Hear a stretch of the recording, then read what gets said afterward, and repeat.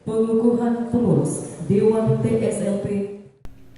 Wali Kota Makassar Muhammad Ramdan Pomanto resmi mengukuhkan Dewan Tanggung Jawab Sosial dan Lingkungan Perusahaan atau TSLP Kota Makassar masa bakti 2017-2020 di Hotel Horizon Jalan Jenderal Sudirman Makassar 12 Oktober.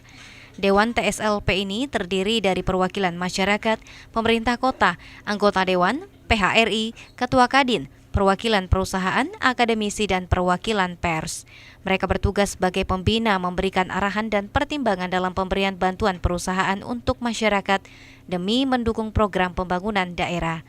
Dewan TSLP tingkat Kota Makassar dibentuk sebagai wadah dan upaya untuk mensinergikan berbagai program dan tanggung jawab sosial pada BUMN, BUMD, dan perusahaan swasta yang ada di Makassar dengan program prioritas pembangunan yang disusun oleh pemerintah kota. Dewan TSLP Kota Makassar diperkuat dengan sejumlah nama yang ada di dunia usaha perhotelan, politik, perbankan, dan pendidikan seperti Latun Reng, Dr. Muhammad Akbar, Kuandi Salim, dan Musakir Ali Jamil.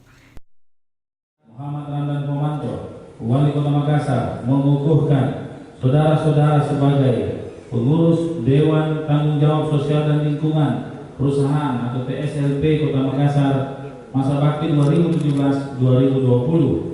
Kami yakin dan percaya bahwa saudara-saudara akan melaksanakan tugas dengan sebaik-baiknya sesuai dengan tanggung jawab yang dipercayakan. Semoga Tuhan Yang Maha Esa senantiasa memberkati kita semua. Wali Kota Makassar Muhammad Ramdan Pomanto ucap ditandatangani. Selesai.